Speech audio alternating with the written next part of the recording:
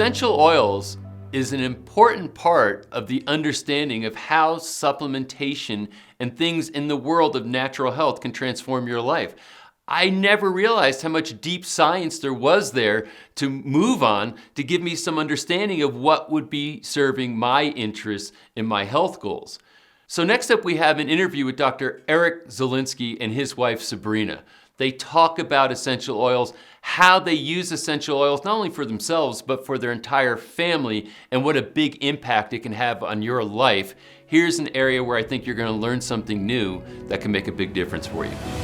Guys, thanks so much for sitting with me. Very excited to have this conversation. Essential oils.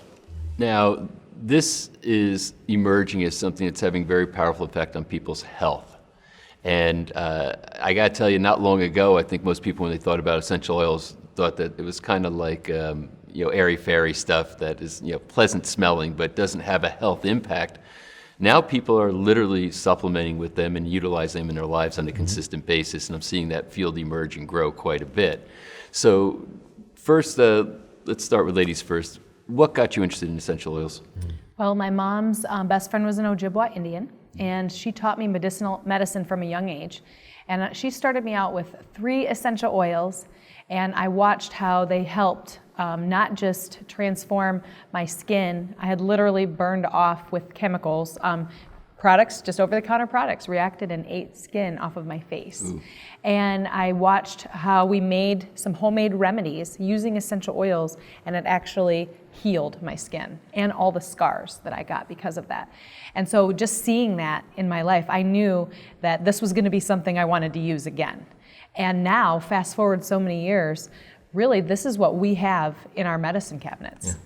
So you're a mom. You've got how many kids? We have 4 kids. 4 kids. So are you utilizing essential oils as a part of the supplementation for your children as far as their lifestyle? Absolutely. And one of the things I remember reading, one of our friends that's a doctor many years ago when I had just one, and it said, rejoice when your child has a fever. Mm-hmm. And I thought about that. And I thought, yes, because if it does, obviously that's your body's response. Mm-hmm. But then utilizing peppermint and orange essential oils, I watched how my child that's sweating and has all of this fever, their body's going through something, it allowed their body to calm down. Mm-hmm. Their body's still fighting whatever's going on, but then they weren't sweating in their bed and all this other stuff. And within 15, 20 minutes, their body's temperature went back down to almost normal. I might have to apply a couple more times, but I will tell you, it goes back to normal. And there are so many threats that we don't even know what our kids have been affected by. And they will use the essential oils on them, and they will have combated it before it ever has blown out into anything. And even on a practical end, sleeping at night. I have a ritual with the kids. I give them, my daughter calls it the royal touch massage. So, and if I forget, I mean, believe me, they say, hey, you forgot something, and they'll lay down on the floor, pull up their shirts, and then they'll throw off their socks because they want me to massage their backs and their feet, and one of them likes his tummy rubbed, and each one of them has their own thing, and so just it helps them sleep at night.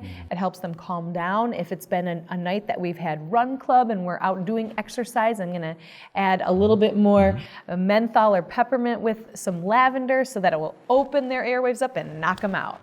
So it literally on a nightly thing, they recognize the difference in their bodies and they sleep better, and so it helps with all different kinds of things. What a great practice. So, Dr. Eric, how did you get into all this? I gotta say, I fought when I met Sabrina. She's got her thing. She got her routine. She gets out of the shower, she anoints herself with oils, and she does the stuff, and she walks out smelling like a perfumery. And I didn't think twice of it. I mean, Pat, I would be horrified to play beach volleyball with my guy friends smelling like ylang ylang. They take my guy card away. So it wasn't part of my healing story. My healing story had to do with prayer, meditation, and food and exercise. Oils weren't part of it. Mm-hmm. So it wasn't until one of my clients commissioned me to write a series of public health reports on oils. I was a medical writer at the time. Mm-hmm. Medical writer for hire. And I was forced, it was my job to read dozens and hundreds of essential oil studies, in vitro, clinical trials, animal studies, all these things. And I was faced with the fact that, okay, maybe what Sabrina's doing is evidence-based, and I just never thought of it until then. Well, it's interesting. Were you shocked about that there's this much published research on essential oils when you got into it? Oh yeah, and being a chiropractic researcher, I felt that was really God's way of easing me into this, because chiropractic has really been fringe in a lot of people's minds, and so is essential oil. I mean, essential oils have been bastardized as snake oil, and you mentioned it earlier, patchouli, hippies, people smoking pot, like this whole aromatherapy thing. Well, people don't recognize this is what our medicine has been since antiquity. Yeah. Right? And medicine, chemists just don't invent chemical structures out into the air to come up with drugs. They get the plant structures from essential oils. And then where do you think the antibiotic came from? Right? And we see all these different chemical structures come by. So yeah, I was shocked at first, and then it made sense. Once I started thinking of it, it makes a lot of sense, especially when you look through history. Well, the idea, I guess, if I were to assimilate, and tell me if you think this is accurate, but if people are taking supplements, vitamins, minerals, what have you, these are compounds from nature that metabolize in the body for a beneficial health effect. Is that pretty much the exact same thing with essential oils, that these are compounds in nature, the body metabolizes them very effectively? No, 100%. The body will completely metabolize them. There was one research trial in the mid-'80s. This was the hallmark study of how the body completely metabolizes and internalizes essential oils. What they did was they took peanut oil, which I don't recommend. I would actually say right now almond or coconut. They took peanut oil and a few drops of lavender. It was a 1.5% dilution, which means it was pretty diluted. And they applied this ointment over this male patient's abdomen. Within 20 minutes, they detected the chemicals that we know and love as linalool and lineal acetate, which make us love lavender for its calming soporific effects in the man's bloodstream. Wow. Within 20 minutes. And after an hour and a half, they were gone. Which I don't know any drug on the planet that can completely metabolize anything, because they're going to rest in your fat cells, your liver cells, biochemical buildup. You don't see that. So just like if you were to consume an herb, just like if you were to consume a root, that's what the body does to an essential oil. Are there anti-inflammatory properties to this that might help people who are struggling with varying problems? Absolutely. And a lot of times people don't think about citrus as being anti-inflammatory, but even combining citrus and any of the menthol, so especially orange and peppermint together, and utilizing lavender, chamomile, all of those, they're so anti-inflammatory. But one of the things we have to remember is, because my body is different than your body and different than his body, is we have to find out what is the best personally for our bodies. So, when you find different recipes, like we have a lot of different recipes on our website, and when you look at those, you might see all these different oils that might be for pain or inflammation or every topic that you can see, but we list a lot because maybe not all of them are going to be what you need. But then you take those and you find out what works best for you and start with some of those recipes. And then, our goal is that you might print these recipes out and you might have 100 notes on your own page that has turned it into what exactly you need for your body at this time. Yeah. What are some of the more common challenges people are facing that utilize essential oils? One of those is definitely allergies. Oh, yeah. People who have problems with allergies, there is a great combination that I have seen work awesome in myself and other people, and that is you've got lavender to calm down some of that inflammation, peppermint to open your body up, lemon to really cleanse things through, and then for people who really need that plus D, tea tree, then working together, not just topically, but also in spritzers, done as a roll-on, for seasonal effects as well as other things that can be a trigger for them. It helps so much. What else? Patrick, pain. Yeah. Out of all the different research studies, pain, whether it's systemic, whether it's fibromyalgia, there was one research trial that it was so simple, but they took a cotton swab and they just put 2 drops of clary sage and they pinned that on a pregnant woman's gown during labor, and they found that not only did it increase first stage of delivery, but it decreased her pain. Significantly, measurable, just from inhaling clary sage. Multiple clinical trials throughout the world. And the interesting thing is most of the clinical trials that we're seeing are coming from the Middle East. This is the stuff that they've been doing for centuries. We don't see a lot of that research in America yet. No, you don't. So it's interesting. So people literally can utilize this to help reduce pain, because obviously there's a big problem with drugs and pain medications, and people are having problems even creating serious addiction. and a lot of people are looking for those types of solutions. Anything else that you find that people are challenged with that they take supplements for, and that they find that essential oils might be very effective? Well, kind of a big one in piggyback on that, but childbirth. You know, a lot of people don't realize that, you know, obviously, not just with... Do you know anything about this? I do. I've had a couple of babies. But there's a few components of it. You know, you have your body is now growing, and you need to accommodate this baby. And essential oils rubbed with carrier oils can really help so you don't get stretch marks. Yeah, the aesthetic piece, anti-aging is key. And anti-aging part of it. But then also we have, you know, we did a perineum massage prior to the baby being born. I never tore or had any problems during the birthing process, which when you have 9-pound, 8-ounce babies, you know, that could be a potential for what happens. But then from that point, getting your body back into shape, getting your body, you know, ready to, you know, it took you 9 months to get into that situation, but also to that tightening and toning effect. I've never seen plant-based compounds that could do all of that within, you know, one thing like essential oils. Yeah. Weight loss. I mean, that's one reason why we wrote the book that we did, the Essential Oils Diet, was because research has shown inhaling grapefruit and inhaling lime triggers the brain to produce what's known as lipolysis, just to burn fat cells. Really? And so what Sabrina has done, very beautiful wife, 40 years old, competing in the Mrs. Georgia pageant. And so she's competing with girls half her age. She won swimsuit last year, and she had a wrap, like a fat burning wrap with essential oils, and you could see what it would do to a little bit of the problem areas, a little bit of cellulite, a little bit of loose skin, tightens and tones.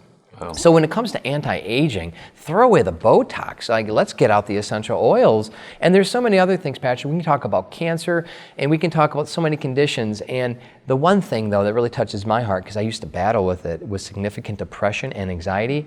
Nothing can stop a panic attack like essential oils. Well, I know a lot of people, you know, are taking all kinds of supplements for anxiety. You know, that's a rampant problem. So what essential oils do people typically use for that? Bergamot and neroli. Anything citrus related. One thing we have to remember, and I would challenge anyone watching right now to go into their kitchen, get an orange, a lime, a grapefruit, whatever you have, and just cut it and just smell it.